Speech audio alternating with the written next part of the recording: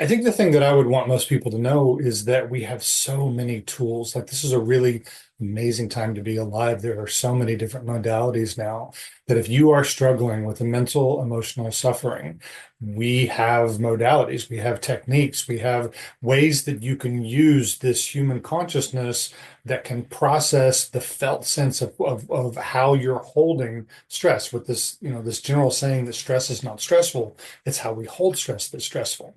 I mean, all the way back in the 1970s, there was a Dr. Eugene Gendlin who got a bunch of psychotherapists together at the University of Chicago. And he got them all together and he asked a really, really big question. That question was, why does psychotherapy not work when it doesn't work? I mean, I think that's just such everybody should be asking big questions like this. And what they did is they ended up really examining and getting into the qualitative data, not necessarily just the quantitative. And they began noticing that there was a quality that people or clients that tended to get better had that, and clients that tended to not get better did not have. So they were listening to just hours and hours of different session work in order to come up with this. And so basically, they then asked a question, which was, can we teach people that don't have this quality how to have this quality? And will that then predict them getting better? And the answer was yes. That was even a better question.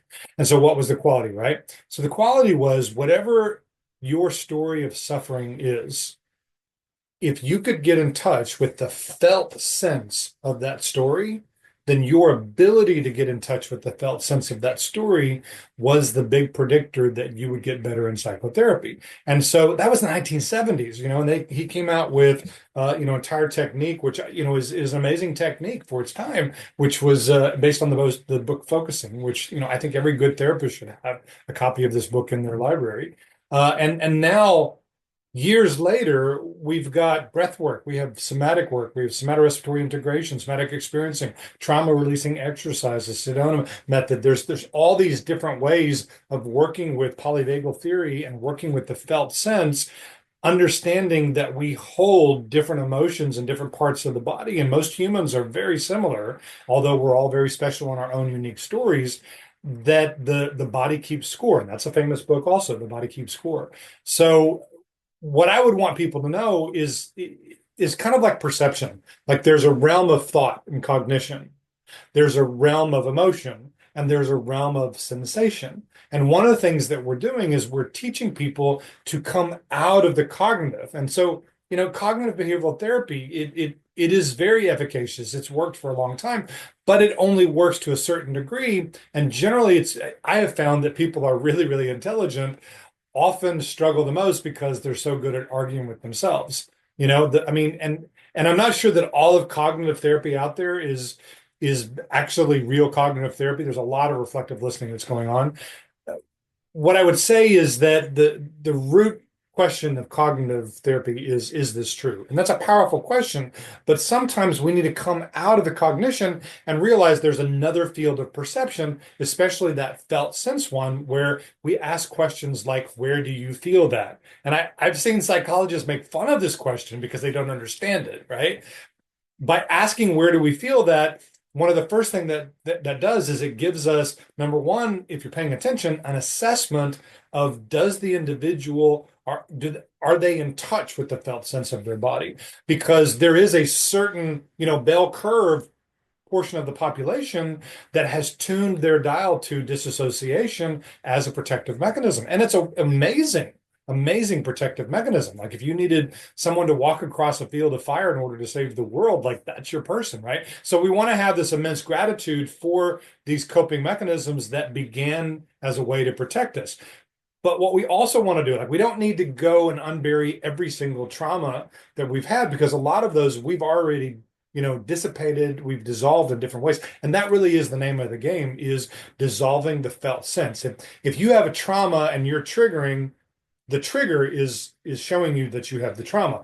If you have a story of trauma and you no longer trigger, meaning you don't have an impulse in the body, well, we don't call that trauma anymore. We call that wisdom, right? So our goal then is to come out of the story, to get into the body, and then to become a Sherlock Holmes detective of how, where, when we are having an impulse, we're having a trigger, we're holding something in the body. And then for us to look at it and bring a certain amount of presence, and there's a lot of ways to do that creatively, so that realizing that every pattern like that began as a behavioral protective mechanism. There's none of them that ever didn't. It began as some way to try to protect us. The problem is that protection is now blocking us from connecting and growing the way that we really want to because it's getting in the way, right? It's like being planted in a protective pot that really helped us grow at one point, but now we're outgrowing the pot, and so the roots are kind of circling back around and they're going to choke us. And so we need to be able to dissolve the protective mechanism so that we can kind of replant ourselves in the field of our life and grow, the tree of life that we need to in this particular life, and live the authentic life that our soul actually wants.